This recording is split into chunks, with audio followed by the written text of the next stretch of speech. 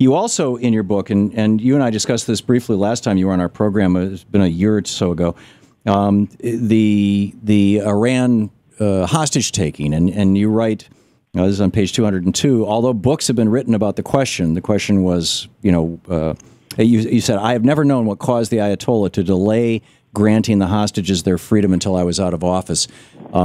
President Bani Sadr, who was elected to be the president of Iran in the summer of 1980, in the middle of that campaign between you and Reagan, has written in the Christian Science Monitor that he went to try to free the hostages in August or September, I guess it was, and was told by the Ayatollah, we can't do that. We cut a deal with the Reagan campaign. Are you familiar with that? And do you have any further thoughts on that? I'm familiar with it. There have been books written about it.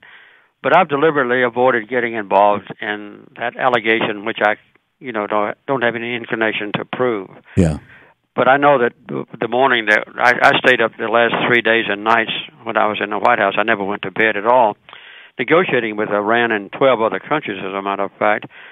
And the morning of inauguration, when I was leaving office and Reagan was coming in, the hostages were all in an airplane early that morning, ready to take off. And they were held by the Ayatollah until about 5 minutes after I was no longer president.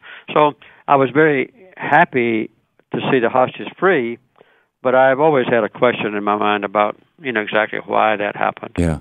Well, the thing that makes it, I think, a little more cogent is we've just in the last couple of years, the LBJ Library has released the tapes of LBJ talking to Everett Dirksen when he discovered in September or early October of 1968 that Richard Nixon's people had been in contact with the South Vietnamese and told them, don't take the deal, and it's just anyway.